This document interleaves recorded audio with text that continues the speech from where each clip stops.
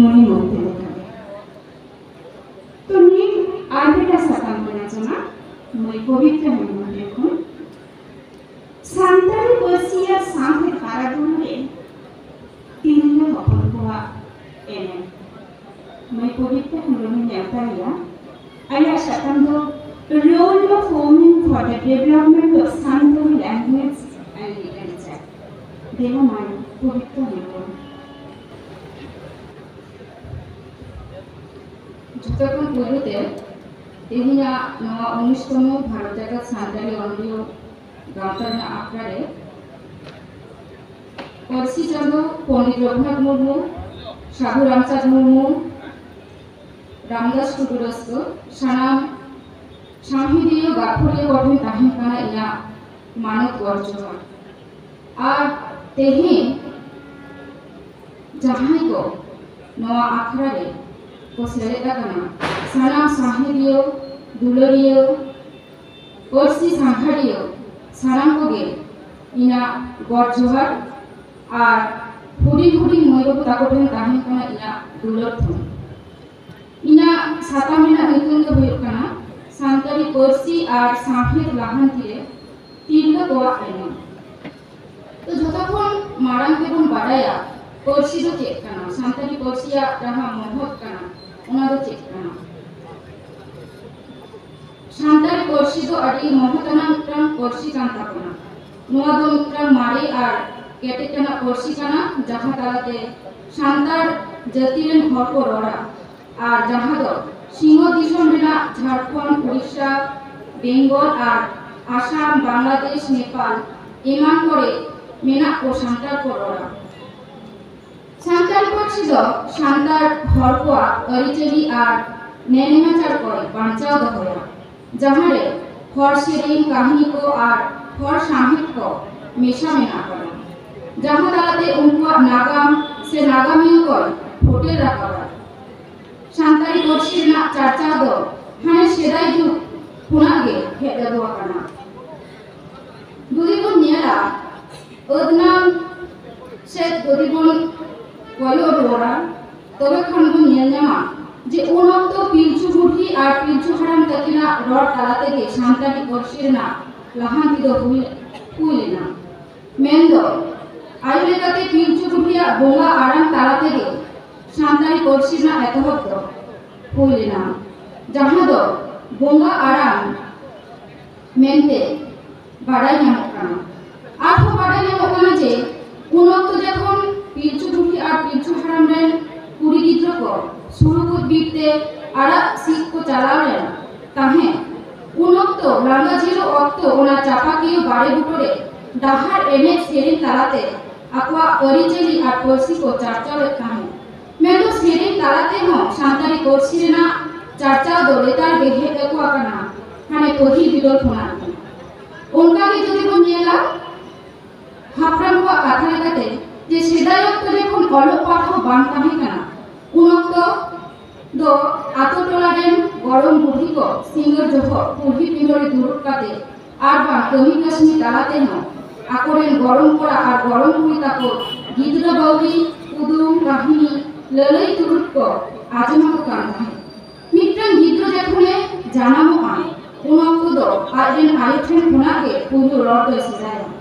उनिया बोंगा आराम तालाते गे आजा पुलु सिखने दहार मार्शल होताया आयुआ रड आराम तेगे गिद्रा रड आराम पुष्टका तीनलो को तो भारत रेन लुखी कना को संसार रे जहाँ तीनो आना एटकेटोरे हिजुग रेहो उनको दो ओना को सोहे काते नापाय शुरुते ताहिन रे उपुर मुटिया ओड़ा रेना कमी सामरा सांसाते गिद्रा को सामरा को गिद्रा जखन को रागा उनक तो गिद्रा बाउरी तालाते को गुलो थी को जहाँ आजमते गिद्रवा मेघा दो रस्क लांदाते खेल बोलता मिट्रां तिल्लगे दाड़िया मिट्रां बाले गिद्रवा रा हमरिया हालत उनी चे ए खोजो कना आर चे बांग ओना साथे ओरा रेना नाना हुनर कमी कसमी तालाते आजा मने रेना कथा को राहा आरामते सेरेन ताकिरा गोटा छाटका बाहर जहाँ कथा को बाको दिशो दाड़िया ओना को दो आको सेरेन राहा तालाते को होटल रखा जहाँ दो आकुआ तिरलो दारे ना काथाय सदरा कहनी को हो हुडिंग बबुमय ताको ठेन को लई पासना कोआ जहाँ आजम काते गिदरा मने रे रस्क आर अकिल ज्ञान बुद्धि दिसो हे ताकोमा मने रे मी दिल दारे को सिरजो दारे आमा उनाते आकुआ बुद्धि दारेते सरेस ठाव रे को सेटेल दारे आमा उनागे आय फरवा पुरुनी पुरो खाली कहनी सम्बन्धे तो बांगा उदुम दाराते हो गिदरा को अकिल दारे को नाम ताहे उनाते आय फर को दो उदुम दाराते जाते गिदरा को बहो हताम केटेजो ताकोमा उनारे आको निहुर भावना करा उनाते मेंगानो आजे सान्तार तिरलो को दो उना अक्तरे अलो पढ़ो बांको सेरा का देहो अकिल ज्ञान के दो हिसाब रे को ताहेना उनाते को मेना आयोगे ओरा रे पुलु माची तांगो जहां ती काटुक साकाते गे मित्रम गिद्रो गोटा धरती पुरी रे आजा पौरी माराम दारिया आयो उनाते आयो हर तालाते शांतारी कोर्सिरिया जाटा दो हानि हर सामहेत से और सामहेत तालाते गे नाहा और सामहेत रे अरुपिड़ा वाना और सामहेत रे जुदी को निया और सामहेत दो होयकना मने ताला रे ना गहिर कथा को गाबान काते को और सदरा जहां रे काबिना मित्रम अनलिया अनैक भावना और उहुर जिंतो रे ना कथा को जहां दो गुतु गालान बाहा मालालिका मित अनली तालाते तल ताहेना कथा करेना भाव ओनारे ना सरी संतर चितर को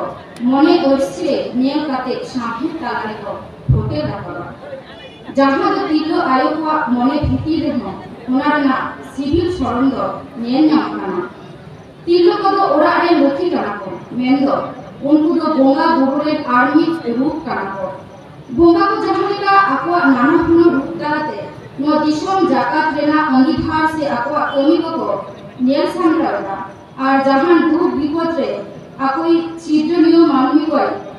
ओआ डाकाबे कोआ साथे नापाय दिसुदिस तालाते धरन राखाते डाठो रेना ए पुरुमुरे कोआ ओरा रे उनकागे मित्रम तिलो हो आजा नाना हुनो रूप तालाते मेंदो हिली आयो हपनायो मारानायो और गरम बुद्धि नोकागे अक्तो जानी आजा नाना हुनो रूप तालाते आजा ओरा घरोज रेना दुख सुख रस्क रमज को नेल सामटावदा उनी तो आजा नापाय आचार व्यवहार तालाते ओरा साथे आतरे सानाम हर साला नापायते सुलुक सगे तेयारा शांता मेंदो आजा समाज नापायते टेकाव दाराम लगिते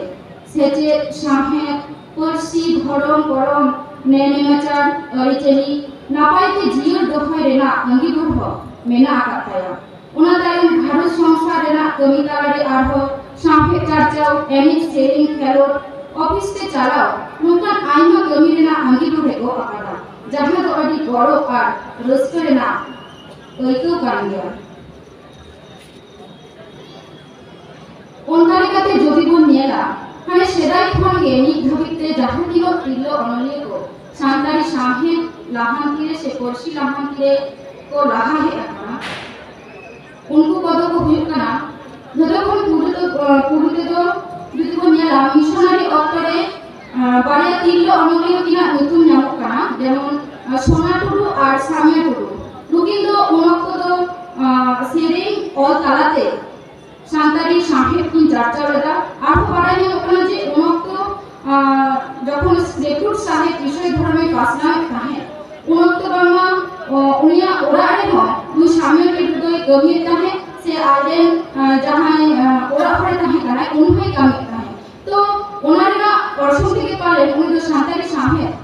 সেরিং से অল তালাতে আজা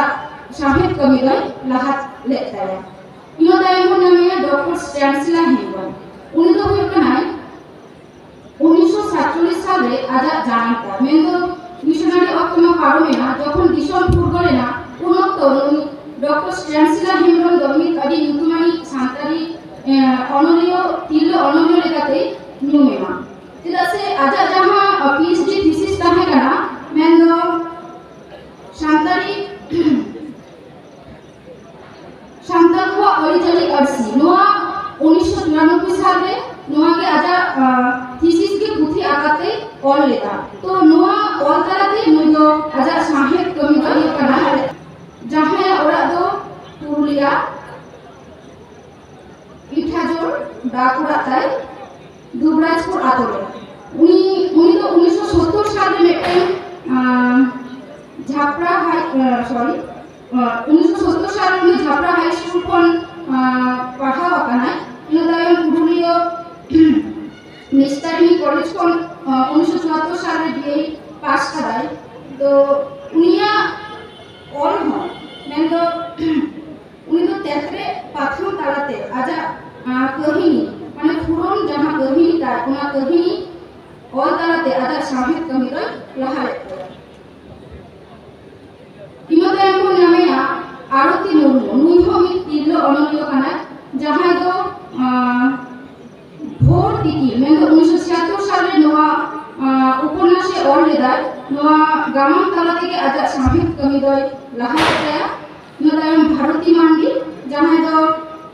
रिमी तोदारे नोका नाना हुनर पाथाम तालारे आजा ऑल को ऑल काते नोआ सांताली साहित्य रेना लहांती कोराले ताहे नदायम को नमेया मायारानी मांडी मायारानी मांडी आदो मिया ओरा तो बेपना पुरुलिया जिला रेना सीरीज गोरा जहां आतो तो उनी और को हसीली से तेतरे नोका आयमा पाथम कोड़े के नामाकना से उना पाथम कोड़े और तालाते आजा साहित्य कवि लहा करते हैं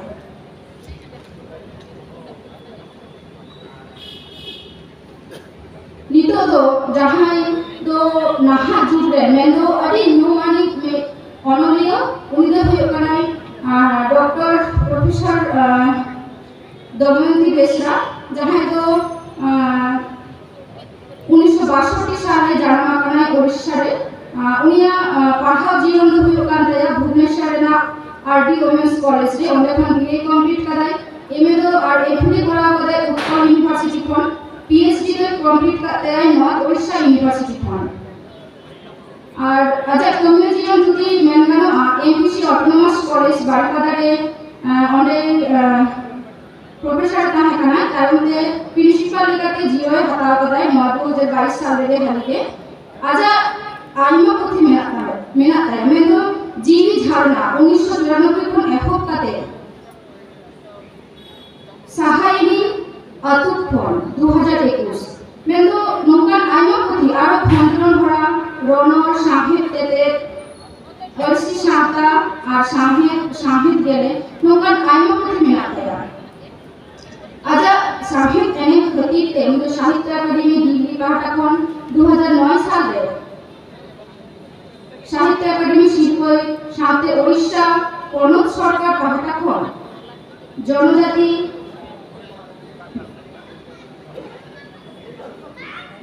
प्रतिभा सम्मान और भारत सरकार पाहटा खन 2020 साल रे पद्मश्री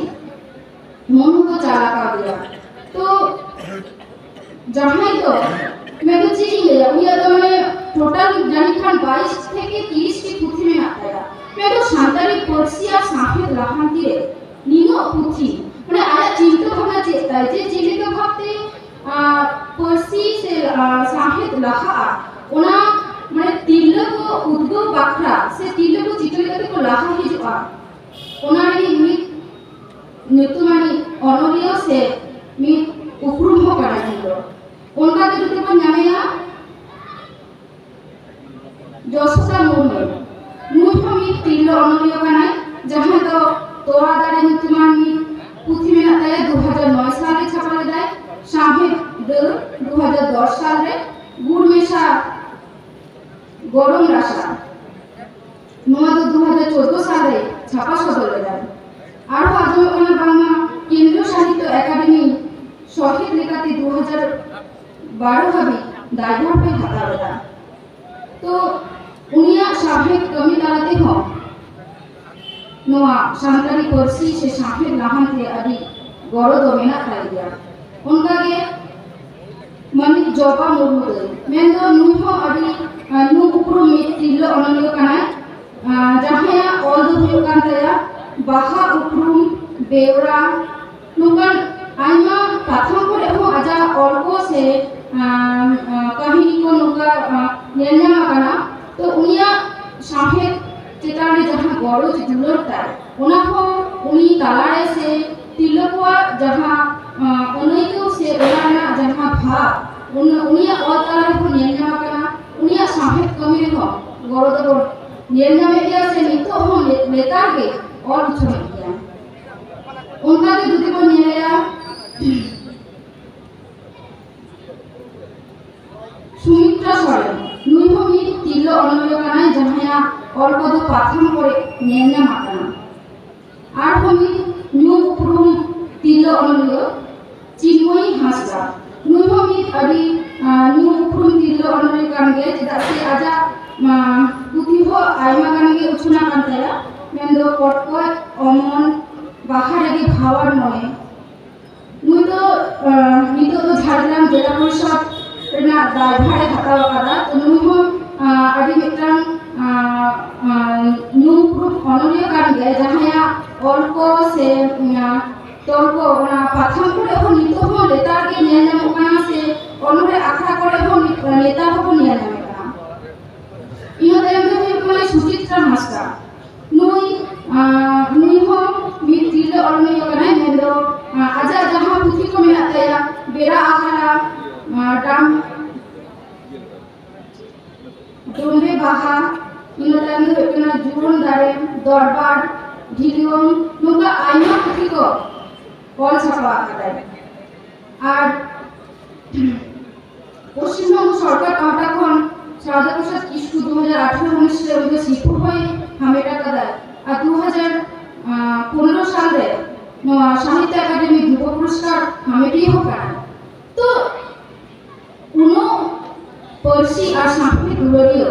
जहां तो मेंदो चीज में हमने आजा और तालाते उइजा मोने नामदा मैं तो नो तो कौन तो काम करा आजा और रे जहां लिखा तिलो को अनई को से उनको भाव को फोटेरा को कना उना को बुझो ना करा हो उना को पाठा करा उना को दे पाले नोआ साहे चर्चा से कोसी चर्चा रे उनो मंदो इनो टाइम तो कना मालती हेमरो जहां तो मी तिलो अनन्य लेकाते उठुम कना उनिया दो पुथि नुतुम दो होकान दया सापा और सूरजमणि नितो हाली के 2000 जानिक खान 21-22 मेटे बाडोही में मेटे पाथा में उछने जाए तो नुई हो मी नो उपरो अनन्य कान गया इनो टाइम तो होकान मायनो पुडु जहां तो आजा ऑल तालाते मेन दो मार्शल डाहार नोका के डिक्शनरी आइमा अनहु पुथि को मेना तया उनी तो मी ई मैगजीन में तो आयो आराम जहां ई मैगजीन में ना ओना ई मैगजीन रे सासापड़े हो करा उनी हो 2017 साल रे युवा अवार्ड नाम लेता है ना